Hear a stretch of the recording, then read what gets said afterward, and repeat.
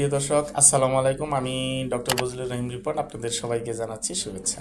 প্রিয় দর্শক, অনেক রোগী কমপ্লেইন করেন আমাদের কোমরের পেছনে এবং নিচের দিকে, বিশেষ করে আমাদের যে নিতম্বের মধ্যে ব্যথা, বা অনেক সময় দেখা যায় যে এই ব্যথাটা পায়ের নিচের দিকে অনেক সময় চলে যেতে পারে, এবং এই ধরনের ব্যথার সাথে অনেকেই ঝিঝি, অবশ এবং ভারী ভারীও অনুভব করে থাকেন, এবং এই ব্যথা অনেক সময় হিপ জয়েন্টের দিকেও চলে আসতে পারে। এরকম কমপ্লেন সাধারণত করে থাকে। তো এই ধরনের সিমটমস বা উপসর্গ কিন্তু অনেকগুলা রোগের ক্ষেত্রেই হতে পারে, যেমন পিএলআইডির কারণে হতে পারে, লাম্বার স্টেনোসিসের কারণে হতে পারে, আপনার এসআই জয়েন্ট প্রবলেম হলে হতে পারে, এবং পাইরিফর্মিস সিনড্রোম হলেও হতে পারে। তো আজকে আমরা আলোচনা করব যে পাইরিফর্মিস সিনড্রোমের কারণে কেন এই ধরনের উপসর্গ হয়, এবং পাইরিফর্মিস সিনড্রোমটা কি বিষয়, এবং হলে আমাদের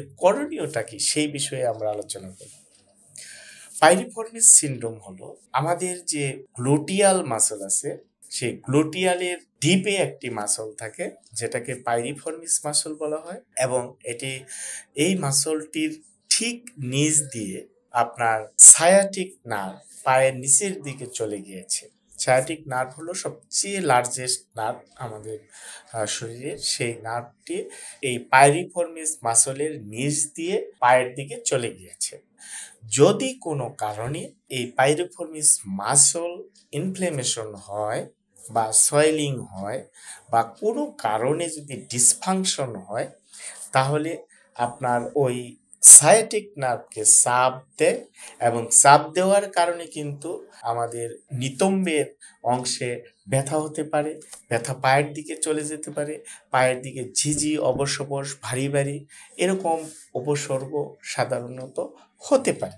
এই ধরনের সমস্যা যাদের আছে, তাদের ক্ষেত্রে সাধারণত কি ধরনের চিকিৎসা ব্যবস্থা হওয়া প্রয়োজন?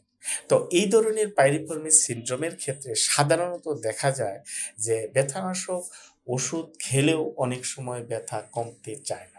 কারণ হচ্ছে যে মাসলটা যে ডিসফাংশন হয়ে আছে, টাইট হয়ে আছে, সেই ডিসফাংশনটাকে যদি কারেকশন না করা হয়, টাইটনেসটাকে যদি রিলিজ না করা হয়, তাহলে কিন্তু নার্ভের উপর যে চাপটা থাকে বা প্রেশারটা থাকে, সেই প্রেশারটা রিলিভ হবে না। যতক্ষণ পর্যন্ত প্রেশার রিলিভ না হবে, ততক্ষণ পর্যন্ত কিন্তু আপনার ব্যথা, অবশ ঝিঝি, ভারী ভারী এগুলা কোনোটাই সহজে কমতে চায়।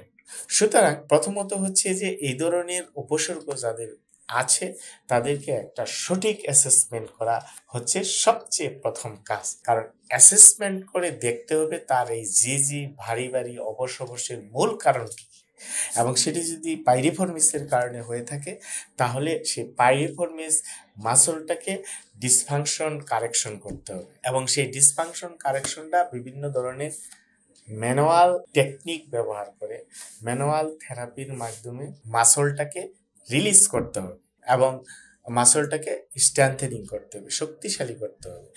তাহলে খুব দ্রুত সময়ের মধ্যে আপনার এই ধরনের নার্ভের চাপটা কমে যাবে, নার্ভটা রিলিভ হয়ে যাবে। তখন আপনার এই সিমটমসগুলো, অর্থাৎ উপসর্গগুলাও আস্তে আস্তে আস্তে আস্তে কমতে থাকবে।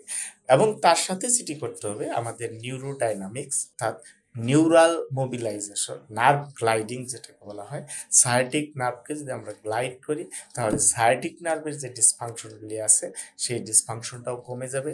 নার্ভের মধ্যে পর্যাপ্ত পরিমাণ সার্কুলেশন পাবে, নিউট্রিশন পাবে, অক্সিজেন পাবে, ফলে নার্ভের মধ্যে যে ঝিঝি, অবশ, হ্যাঁ, ভারী ভারী ভাব এবং ব্যথা, এই উপসর্গগুলো সহজেই কমে যাবে। সুতরাং প্রিয় দর্শক, আপনাদের যাদের এই ধরনের উপসর্গ আছে, অর্থাৎ পাইরিফর্মিস সিনড্রোমের যে উপসর্গগুলো আছে, সেটার চিকিৎসার জন্য অবশ্যই একজন বিশেষজ্ঞ চিকিৎসকের পরামর্শ নেবেন, এবং পাশাপাশি একজন ফিজিওথেরাপি বিশেষজ্ঞ চিকিৎসকের পরামর্শ নিতে পারেন। তো ধন্যবাদ, ভালো থাকবেন। কথা হবে পরবর্তীতে অন্য কোনো বিষয় নিয়ে।